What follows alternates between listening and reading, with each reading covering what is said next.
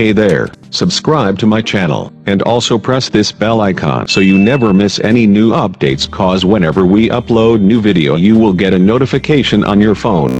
The test is in 4 parts, Part 1, Part 2, Part 3, and Part 4. Now look at Part 1. Part 1. You will hear a conversation between an assistant librarian and a woman who wants to use the internet in the library.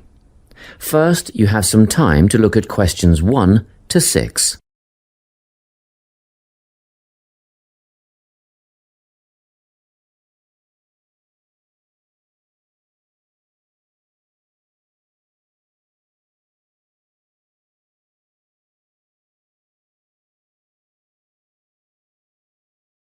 Now we shall begin.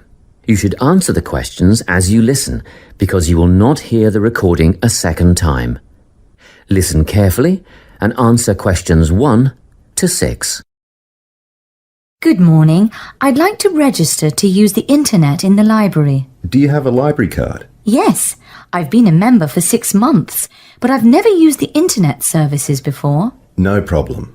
Can I have your full name, please? Linda Jane Milton. So, Milton is your surname? Yes.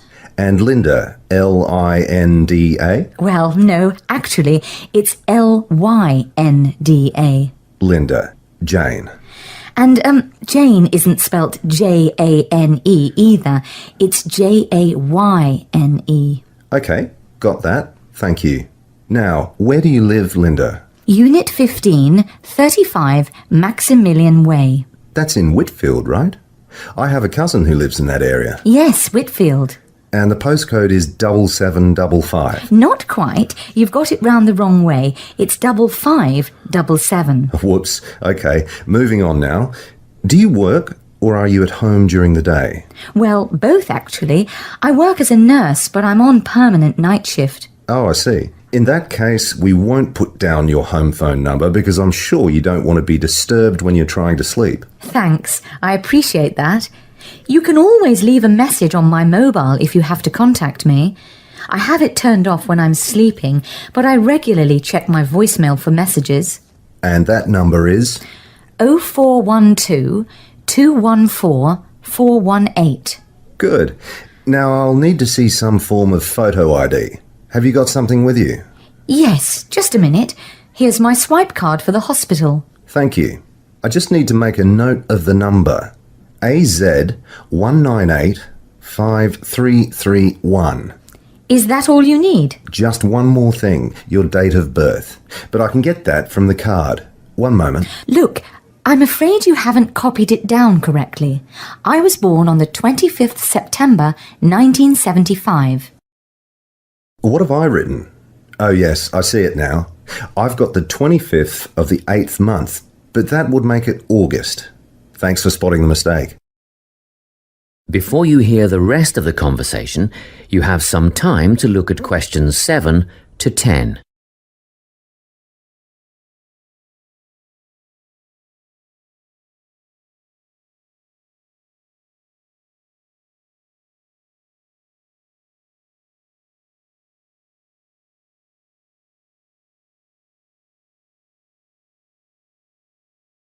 Now, listen and answer questions 7 to 10. Well, that's the application form done. Now, I wonder if you'd mind taking part in a survey we're doing. That's fine. What do you want to know? Basically, we're trying to find out why people access the internet. I mean, what would you be using it for? Social networking, I suppose. I don't really think so. I haven't got the time for something like that. But I do want to keep in touch with friends and family, both here and abroad.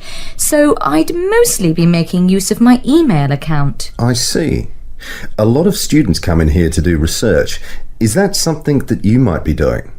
I think the internet is a great tool for research, but it's not something that interests me at the moment. What about checking out a new job? A lot of my friends use the internet for job hunting, and they say it's the best way to look for a new position. I'm quite settled where I am, though. You can get access to the other classifieds, can't you? Trade and exchange, that kind of thing? Yes, and I'm told it's a very popular way of buying and selling these days. Well, I'll definitely be using it for that. Thanks a lot. Now, do you have any questions? Is there a charge for the service? It used to be free, but we've decided to set a one-off payment of $15 for the initial registration. Oh, that's not bad at all. One more thing. Is there a time limit for each session, like half an hour or something? Oh, it's better than that. One 60-minute session per day. Quite generous, really, but we're very strict about it. I'd rarely spend more than 45 minutes on the internet at any one time, so that'll be more than enough. Thank you. That is the end of part 1. You now have half a minute to check your answers.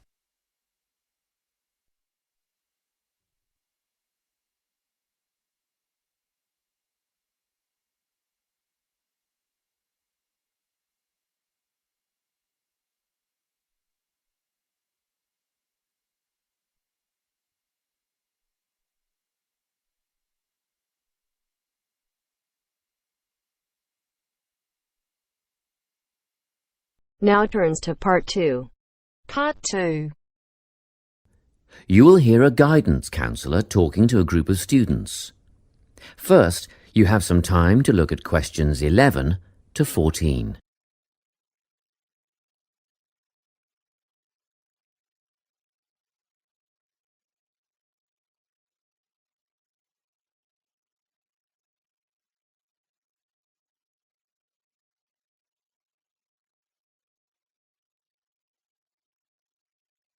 Listen carefully and answer questions 11 to 14. Hello everyone. I'm the Counselling Administrator here at St Ives College, and I've been asked to come and talk to you about our counselling team and the services that we offer. We have 3 professional counsellors here at St Ives, Louise Bagshaw, Tony Denby and Naomi Flynn. They each hold daily one-on-one sessions with students, but which counsellor you see will depend on a number of factors. If you've never used a counsellor before, then you should make an appointment with Naomi Flynn. Naomi specialises in seeing new students and offers a preliminary session where she will talk to you about what you can expect from counselling, followed by some simple questions about what you would like to discuss. This can be really helpful for students who are feeling a bit worried about the counselling process. Naomi is also the best option for students who can only see a counsellor outside office hours. She is not in on Mondays, but starts early on Wednesday mornings and works late on Thursday evenings, so you can see her before your first class or after your last class on those days. Louise staffs our drop-in centre throughout the day. If you need to see someone without a prior appointment, then she is the one to visit. Please note that if you use this service, then Louise will either see you herself or place you with the next available counsellor. If you want to be sure to see the same counsellor on each visit, then we strongly recommend you make an appointment ahead of time. You can do this at reception during office hours or by using our online booking form. Tony is our newest addition to the counselling team. He is our only male counsellor, and he has an extensive background in stress management and relaxation techniques.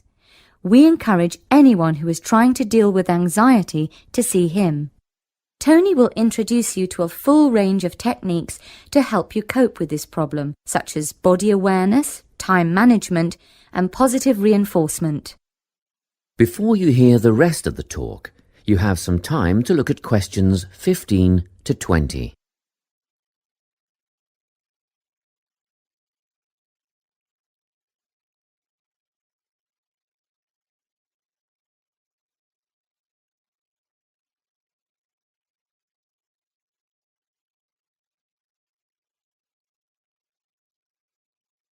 Now listen and answer questions 15 to 20.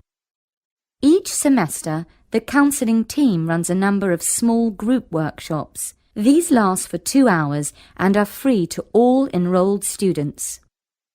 Our first workshop is called Adjusting. We've found that tertiary education can come as a big shock for some people. After the structured learning environment of school, it is easy to feel lost. In this workshop, we will introduce you to what is necessary for academic success. As you might expect, we're targeting first-year students with this offering. Getting organised follows on from the first workshop. Here, we're going to help you break the habit of putting things off, get the most out of your time, and discover the right balance between academic and recreational activities. With Getting Organised, we're catering to a broader crowd, which includes all undergraduates and postgraduates. Next up is a workshop called Communicating. The way people interact here may be quite different to what you're used to, especially if you've come from abroad. We'll cover an area that many foreign students struggle with, how to talk with teachers and other staff. We'll cover all aspects of multicultural communication. International students tend to get a lot out of this class, so we particularly encourage you to come along. But I must say that sometimes students from a local background find it helpful too, so everyone is welcome. The anxiety workshop is held later on in the year and deals with something you will all be familiar with, the nerves and anxiety that come when exams are approaching. Many students go through their entire academic careers suffering like this, but you don't have to. Come to this workshop and we'll teach you all about relaxation and how to breathe properly, as well as meditation and other strategies to remain calm. We've tailored this workshop to anyone who is going to sit exams. Finally, we have the motivation workshop. The big topic here is how to stay on target and motivated during long-term research projects. This workshop is strictly for research students, as less advanced students already have several workshops catering to their needs. Well, that's it. Thanks for your time. If you have any questions or want more information about our services, do come and see us at the counselling service.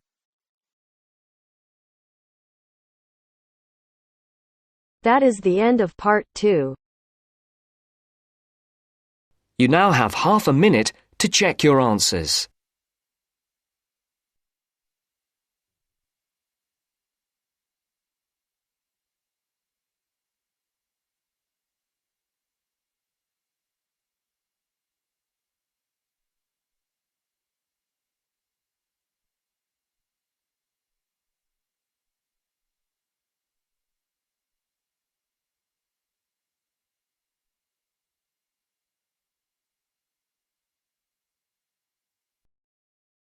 Now turns to part 3.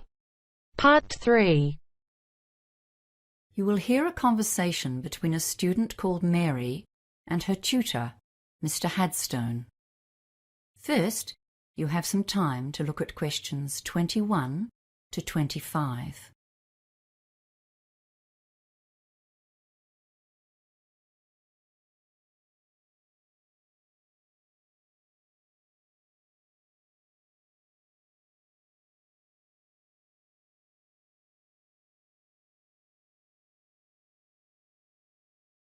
Now listen carefully and answer questions 21 to 25. Hello, Mr. Headstone. Is this the right time for our meeting? Yes, it is. Thanks for coming in at such a late hour, Mary. I know you've had a busy day studying and will be keen to get home. And thanks for volunteering to run this project. It's going to help you develop and practice skills needed by teachers today. Field trips are getting more and more a part of school life. So as a student of education, it'll be wonderful training for you. It's really a great opportunity.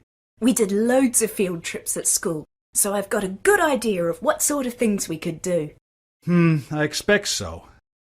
But we're here to go through the basics of planning one, and the trip leader carries a load of responsibility. Right now, you're focusing on activities, but your main job is to consider the dangers and come up with ways of countering or avoiding them. There are lots of government regulations you won't have been aware of on your school trips, but they're just a guideline for your own planning. Some of those school trips you went on would have been pretty adventurous, right? Yeah. Okay, and your plan needs to be tailored to the kind of trip you're doing. On a well-planned and successfully led adventure trip, we don't often hear of problems, even though sometimes there's bad weather, for example, that a school party has managed to combat. That's because the leader created a well-thought-out hazard management plan. Ah! I thought I'd just be taking my mates out on a trek. Now it's all paperwork. Yes, well, that's why I called you in. We'll work on this together over the next few days. I just wanted to give you a heads up on what you'll need to think about. There are some aspects that every trip needs to consider. What do you think they might be? Well, heavy rain or high winds, I guess, and any dangers in the terrain? Yes, we call those the significant factors. And another important one is the makeup of your group. But you don't need to go overboard. There are some kinds of hazard that you won't need to think about at all.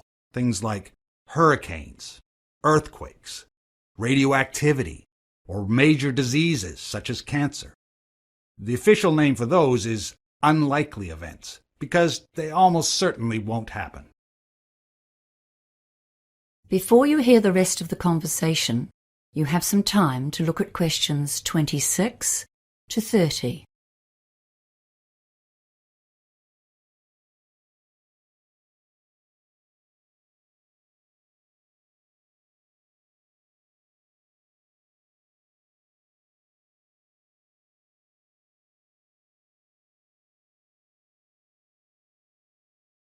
Now listen and answer questions 26 to 30.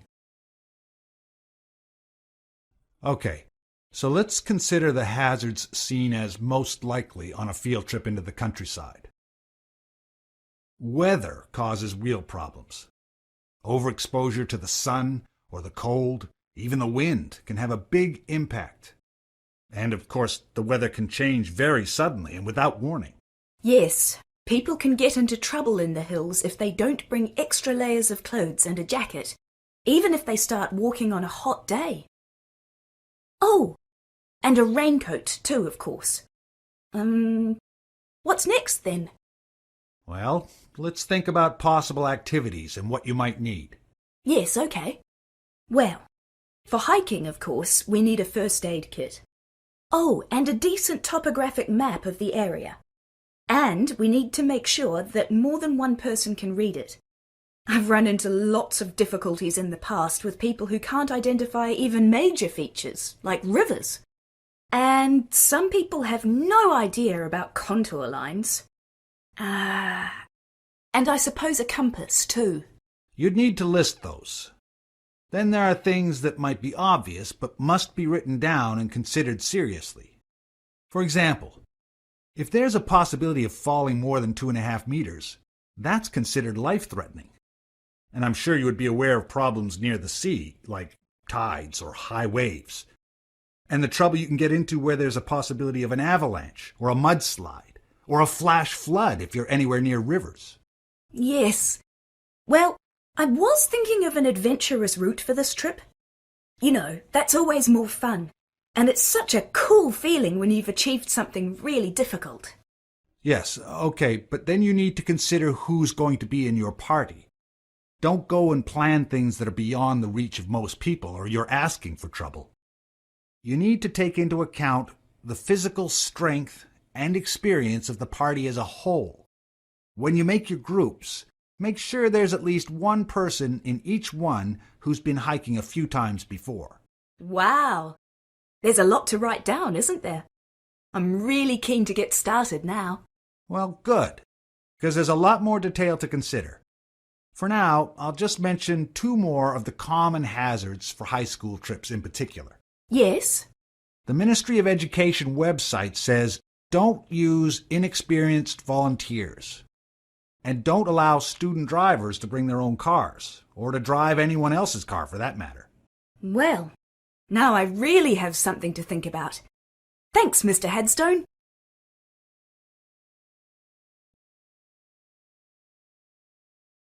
That is the end of part 3. You now have half a minute to check your answers.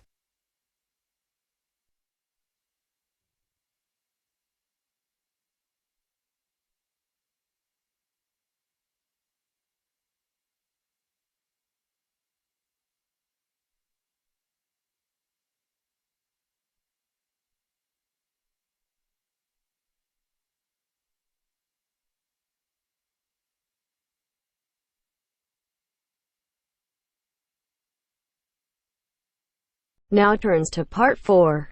Part 4. You will hear a lecturer giving a talk on managing creativity in business. First, you have some time to look at questions 31 to 40.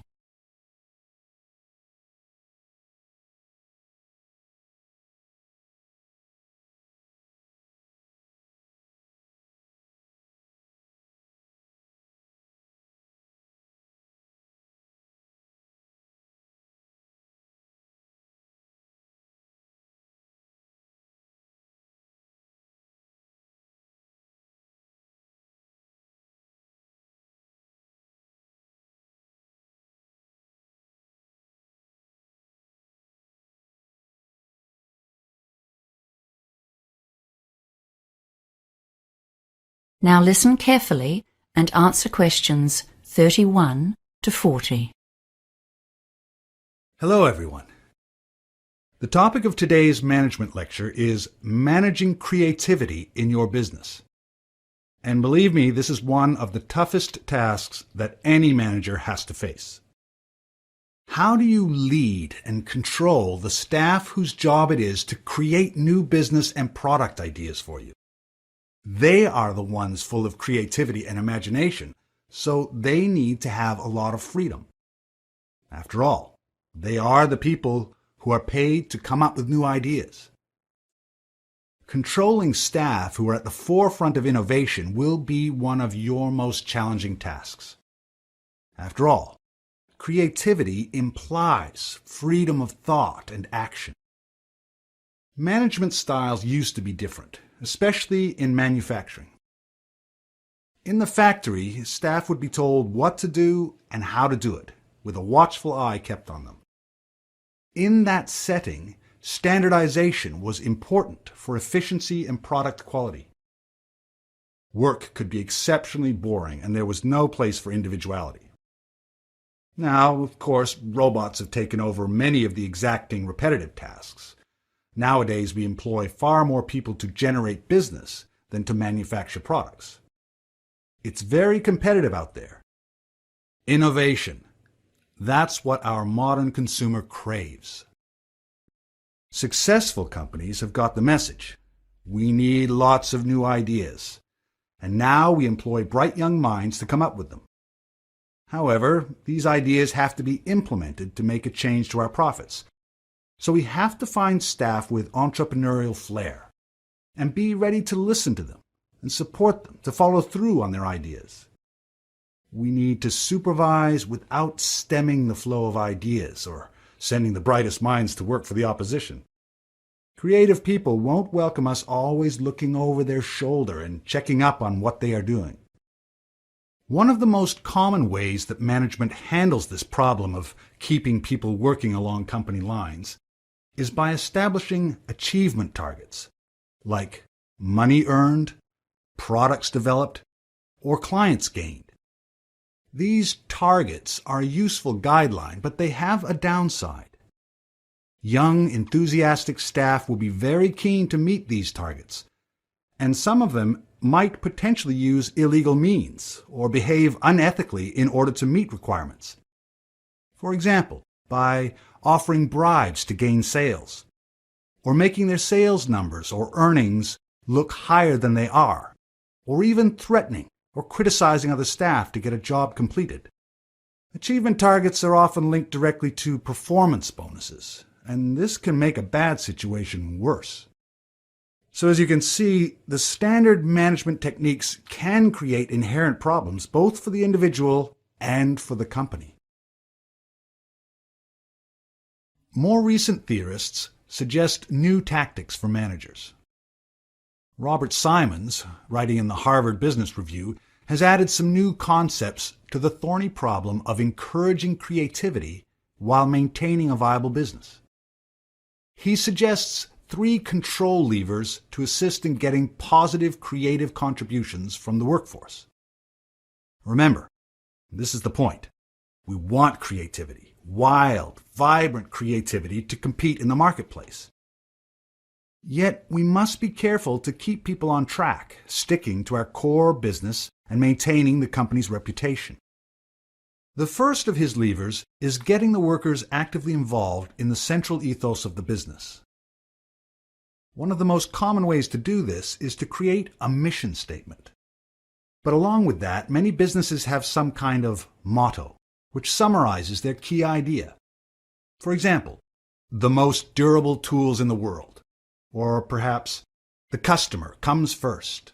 Whatever it is, you'll want your bright minds to believe it and act on it. So Robert Simons suggests that it should be developed with staff input, letting them feel like part of the operation. After all, their jobs depend on it. A second lever was once described by Charles Christensen, professor at Harvard Business School, as the power of negative thinking. You can't continually instruct your creative minds on what they should do. They are meant to be inventing, leading, not following. And telling them what to do is counterproductive. But you can tell them what not to do, which potential products are not related to the company's objectives, or which strategies or behaviors are unacceptable. This is a tactical ploy to maintain the company's integrity. It's absolutely vital to establish boundaries to assist in controlling innovation without suppressing it. The third lever is basically sitting down with your crew to share ideas about the business. As manager, your duty is to stay abreast of the external factors such as who's competing in your market, how well is the company doing this month, and are you losing or gaining money? Is there some new product seducing your customers? This lever is called interactive control. This means you talk to your innovators and communicate honestly and clearly about your perceptions of what's happening in the market. You encourage them to share their ideas and make plans together for the future. That is the end of part 4. You now have half a minute to check your answers.